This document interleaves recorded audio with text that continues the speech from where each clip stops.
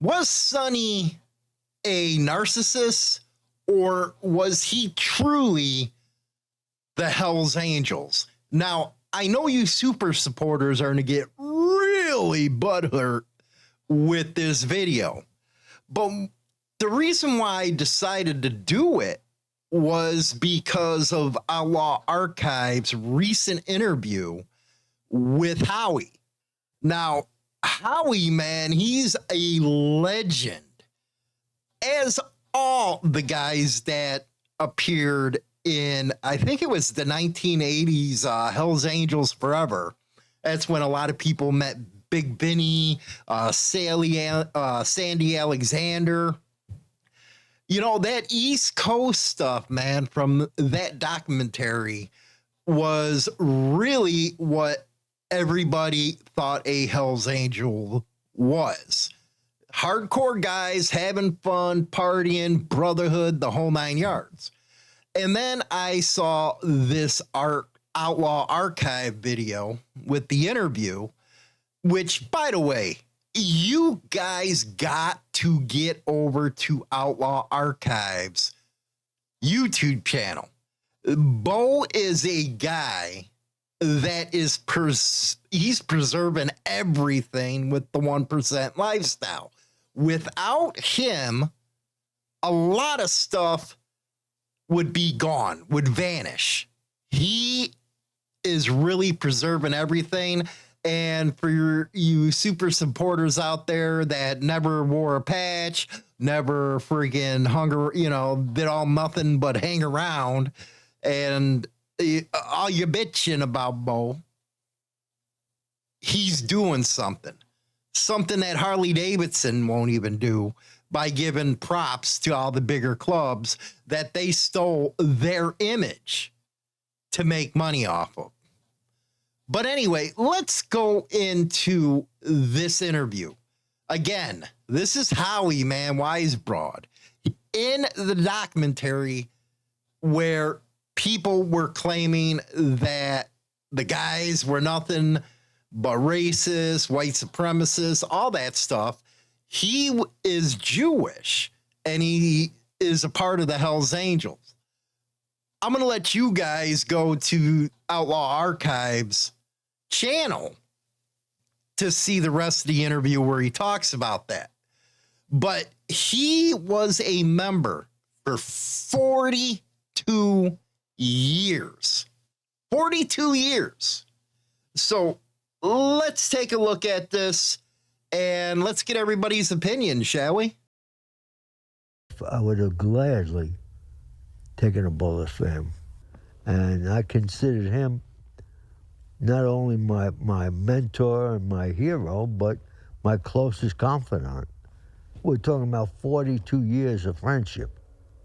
I should have been more aware of what could happen, because I've seen it happen over and over with Sonny and other members. You know, I only blame myself for not realizing the direction Sonny was going. It should have been so clear to me. Looking back, it's so clear. Sonny Barger was only concerned about himself, his worth. He was the club. He said it to me in enough times, in enough different ways, that he could turn the club on or off, and it was up to his liking.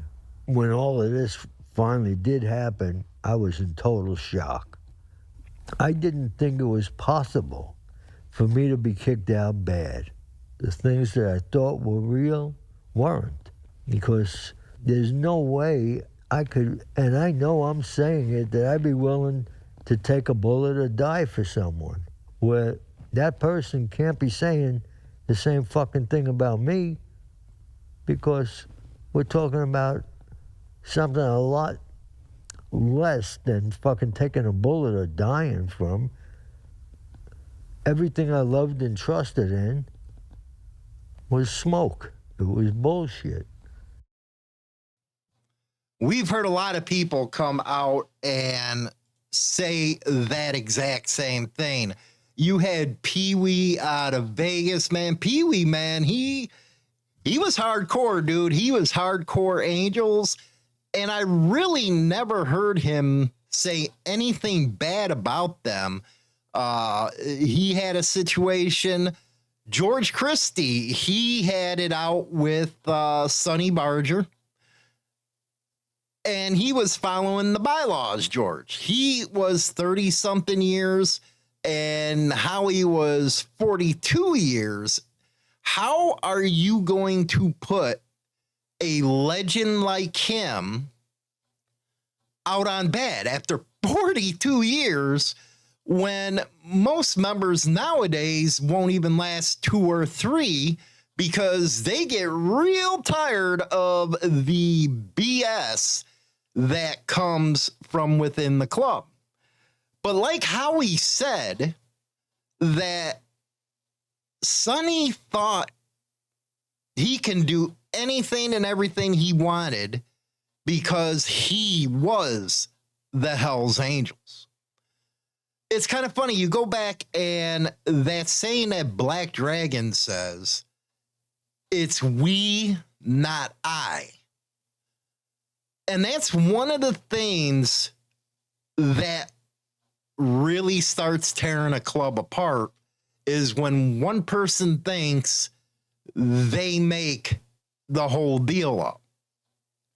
Now, Sonny went through some stuff, with the Hells Angels. He got them, organized, because before then there was Hells Angels chapters everywhere, and they weren't under the same banner. That's one of the reasons why protocol, as far as, most people nowadays call it patch policing, existed, was you didn't want people running around with your club name. That goes all the way back to the, late 50s, early 60s. So you got to give him his due about organizing the Hells Angels and getting them into a worldwide type of deal. But at the same time, that doesn't make you the be-all, end-all guy of the club. And as Howie said, 42 years of friendship. I can't even comprehend how in the hell you would throw something like that away. 42 years. Club, club's is one thing, but friendship? Because you have a power trip going on? And again, this just ain't with Howie. This ain't just with Pee-wee. You hear this all the time from former members of the Hells Angels. One thing that we used to call them here in Chicago was maggots, because they would eat their own left and right.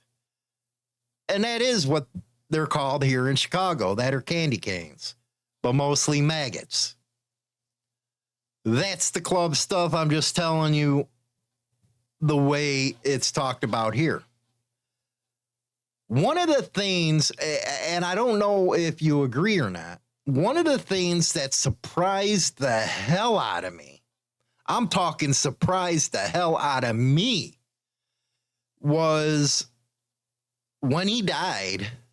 I thought it was going to be a humongous funeral.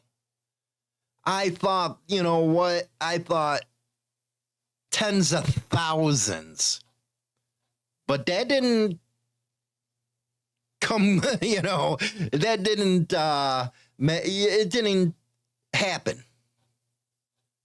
Tens of thousands, that's what I thought. Because everybody believed that he was so popular that he got respect from everybody. It just wasn't the case, because when you start hearing stuff like this from Howie or guys like Pee-wee and seeing what happened to him because of the way Sonny was, it's like, damn, no wonder. That's a narcissist right there. And that's just my opinion. You know, you might have your own opinion on this matter, but step back and look at it reasonably. Would you throw away a 42-year friendship? That's some power trip crap right there, man. And especially with guys that would take bullets for you. Go check out the Hells Angels Forever. It's on YouTube. You know, watch it. That's what a lot of people really believed in as far as brotherhood's concerned. But through the years, it doesn't seem like it worked out that great. Anyway, let me know what you think. Go over and check out Bo, man. I think he's on Instagram and he's also on YouTube now. He's preserving stuff that wouldn't be preserved otherwise. It'd probably be sitting in some freaking closet or tossed out by an old lady after the guy dies or whatever. Check him out, man. Give him a chance. I think you'll really like him. Anyway, let me know what you guys think in the comments section. Don't forget Insane Music, man. It's on YouTube, Spotify, everything. Go check it out. Rock on. Insane Throttle, your official Google News source for everything biker. Thanks for riding with us. Smash that subscribe button. Check out InsaneThrottleNews.com for the latest updates and join the insanity today. Insane Throttle Outlaw Rock, featuring Insane Throttle and Defiant Afterlife. Get your playlist full of pure rock and metal. Spotify, YouTube. Subscribe and crank it up. Now I'm back in the fight.